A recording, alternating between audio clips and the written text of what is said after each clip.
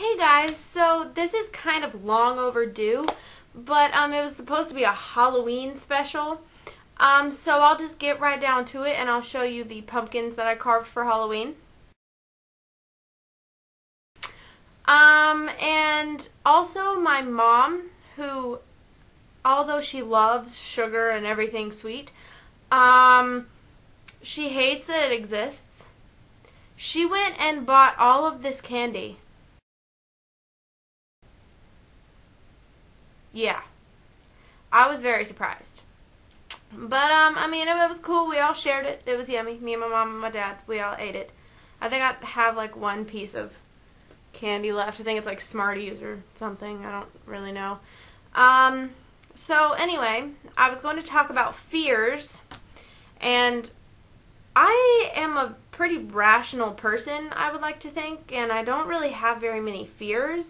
I have, like, two that bother me, I guess. One of them is the fear of falling. I don't know if any of you have ever heard of this, but I have a little thing about it. The fear of falling should not be confused with the fear of heights because it's a completely different thing. It's actually called fear of falling, FOF. It's a natural fear, and it's typical in most humans and animals, which I thought was a little weird. I mean, it makes sense, I guess. I mean, I don't think an animal would want to fall either, so. Apparently they did a test on infants where they took a board and had one side be, like, level with the board, and then another side was, like, dropped down, but it was, like, glass. It wasn't dropped down that much, but there was glass there, and they put something under the glass, and they let the infants, like, walk across the board, and their mom would call to them from, like, areas of the room, and the babies would choose to take not the board that separated the, what they call the cliff. They would actually take the part where that was, like, flat and even to their moms, and then they had their moms go down under the glass and call them. And lots of the babies would cry, or they would, I guess, they would just sit there, because even when they would lean over to see, they would touch the glass, and even with that reassurance, they didn't like the fact that they could fall off, I guess. I mean, they even said, it's not, like, definite, because, an infant can't tell you that I'm afraid of falling. But I mean, I thought it was pretty cool, ranging from 6 to 14 months, so yeah, they definitely couldn't tell you anything. 27 out of 36 infants crawled on the shallow side, while 3 ventured off the edge. I bet you they were boys. Yeah. So yeah, and the fear of falling in animals, I don't really get that one, but I mean, whatever. It's cool. And then I'm afraid of being locked in places, which technically classifies under claustrophobia, although I'm not claustrophobic because I'm not afraid of small spaces. I don't care how big or small the space is. If I'm locked in, it's a problem. Okay? Like, I don't know, it just does something to me. I know why I'm afraid of being locked in places. I'm afraid because in 10th grade, wow, this was a long time ago. In 10th grade, I was in my math class, and we had a sub, and we were taking a test, and the bell rang for us to go to lunch. So we were all going to get up and go to lunch. Well, our door wouldn't open. And, at first we thought, oh, well, it's somebody playing a prank, we're locked in, blah, blah, blah. So, we're pulling, the teacher's getting the key, trying to unlock the door. The door's not unlocking, so we call the front office, and they send someone down to try to unlock the door from the outside. And they do. Turns out the doors have been unlocked the whole time. It's never been locked. And they can't get the door open. And so they're trying to beat down the door from the outside, and that's not working. So they finally send a janitor in through the window into our classroom. He comes in with a screwdriver and a hammer. He takes out the hinges on the door to try to open up the door. Everybody's like, "Oh yeah, sure, that'll work." That didn't work. So basically, he then took his screwdriver and hammer and was chiseling away at the side of the door, thinking that maybe the door, I guess, was too big for the frame or something. And he was chiseling away at it, and that wasn't helping. The door, it just wasn't opening. So we all had to climb out the window. And so that kind of traumatized me. We were stuck in there for a while. And I didn't like that.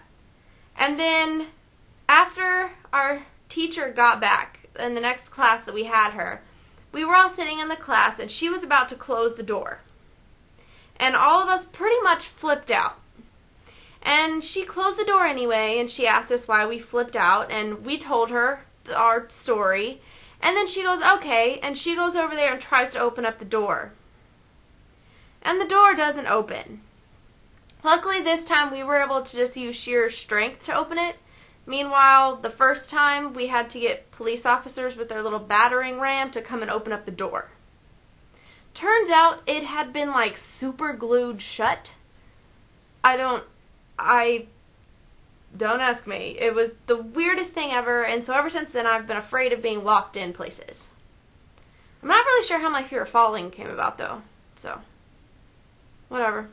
While I was doing some research about this, it reminded me of something that I found a couple months ago about a fear. It is a phobia. This is a real thing. People actually have this. It is the irrational fear of long or improbable sounding words. The name of the phobia is Hippopotamonstrosesquiped aliophobia. So basically, anyone who has this phobia is afraid of their own phobia. I'm just imagining what the conversation with the psychiatrist would be with this. Hello? Oh, hello, Miss Boo. Hi, Sarah. Just Sarah. Sarah, have a seat. Okay.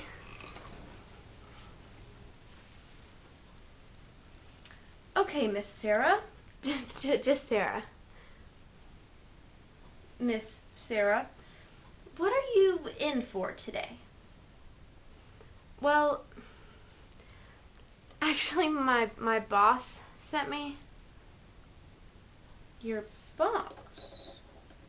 I see. Why? Well, I've been having problems.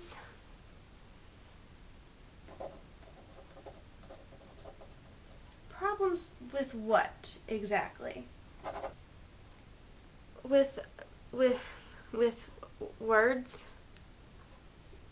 Words. Yes. What kind of words? Big words? Big. When you say big words, like long words. Yes. Why? In your mind, why are you afraid of long words? Well, most of them aren't even needed when we have other words for them. There's no use in even having them. I don't see the point. I see. Is this when you personally say them, or when others say them? It doesn't matter who says them. I don't like the way they sound. What about when reading? Do they bother you then? Yes. Yes?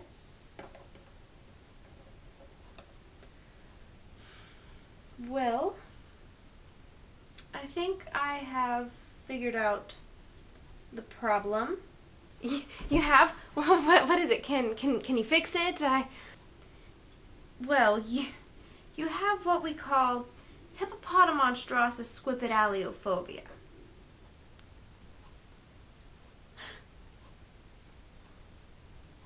I'm sorry. What? Hippopotamonstrossus clipidaliophobia. It isn't exactly...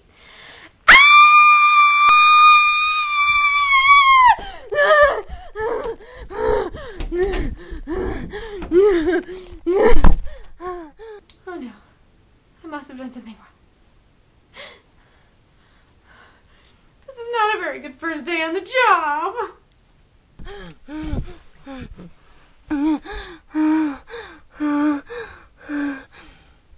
That was just so mean. Hey guys, thanks for watching. Don't forget to subscribe. You can also follow me on Twitter, Tumblr, and Instagram, and you can go like me on Facebook. And I'll see you guys next Friday. Bye!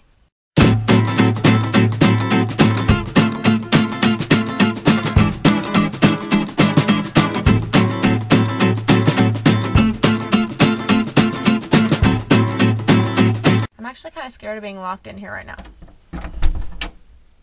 It opens.